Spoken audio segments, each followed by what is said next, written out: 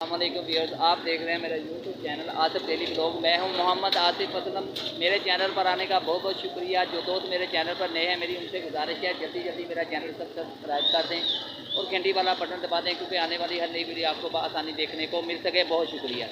Blog का आगाज़ करते हैं कि मैं जा रहा हूँ बाजार। दोस्तों मेरे साथ रहिएगा, ब्लॉग बहुत प्यारा बनने वाला है। ये भाई क्या चिप्स बेच रहे हैं, आपको दिखाते हैं जनाब।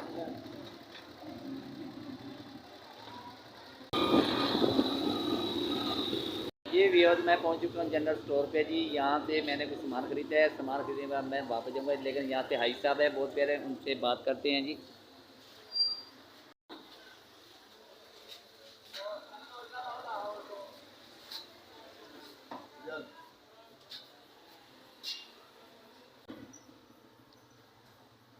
खान साहब ने बहुत अच्छे काम किए।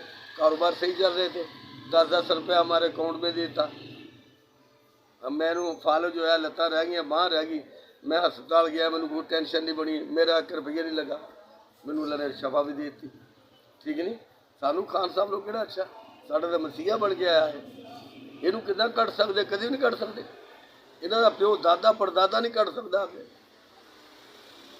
इनू नहीं देख सकते। जिदा के काम करता जी उदा दी पॉलिसियां रही, तो इन्हों की जोड़ा च बह जाना, इन्होंने आने वाली नस्लों की जोड़ा च बह जाना। खान साहब की क्या बात, शहजादा बंदा। अच्छा जी।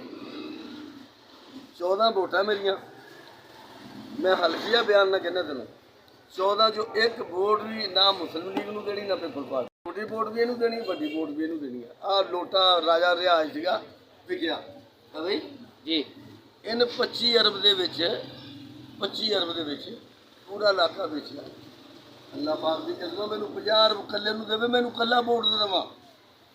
ये 25 अरब 25 करोड़ च 25 करोड़ है। 25 करोड़ दे विच पूरा इलाका बेचा। मैनू 50 अरब देवे, मैं फिर इन्हू वोट देवा। क्या बात है। ये खड़ा हो मेरे इलाके, मैं वोट पाड़ के सिट देवा, इन्हू कभी वोट ना देवा।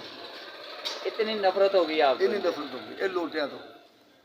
सारे बगैर तो सानू टके टके बेच के राह बंदे। पहला वोटा लैन दे मंगते अल्लाह वास्ते, मुड़ के सानू बेच के राह बंदे।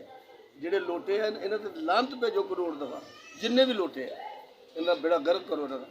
ਇਹ ਜਦੋਂ ਹੁਣ ਇਹਨਾਂ ਖੋਤਿਆਂ ਦੇ ਬਿਠਾ ਕੇ ਇਹਨਾਂ ਦਾ ਮੂੰਹ ਕਾਲਾ ਕਰਨ, ਜਦੋਂ ਭੱਟੋ ਕੋ ਕੰਮ ਲਿਆ ਸੀ ਨਾ, ਉਹਨੇ ਇਹ ਮਰਜ਼ੀਆਂ ਨੂੰ ਅਕਲੀਅਤ ਕਰਾਰ ਦਿੱਤਾ ਸੀ। ਹੈ जी जी। ਭੱਟੋ ਕੋਲੋਂ ਕੰਮ ਲਿਆ ਸੀ ਨਾ ਅੱਲਾਹ ਪਾਕ ਨੇ। जी जी। इंशाल्लाह ਇਹਦੇ ਕੋਲ ਵੀ ਅੱਲਾਹ ਕੰਮ ਲਏਗਾ। व्यूअर्स, आपने देखा बाबा जी की मोहब्बत इमरान खान साहब से जनाब। मैं तो आया था यहाँ से कुछ सामान खरीदने, लेकिन बाबा जी से मुलाकात होगी जनाब। उन्होंने बहुत अपनी वालाना मोहब्बत का इजहार किया इमरान खान से जी। तो अगले ब्लॉग में फिर मुलाकात होगी आपसे नई वीडियो के साथ। तब तक इजाज़त दीजिए, अपना ख्याल रखिएगा, मुझे अपनी दुआ में ज़रूर याद रखें। पाकिस्तान जिंदाबाद।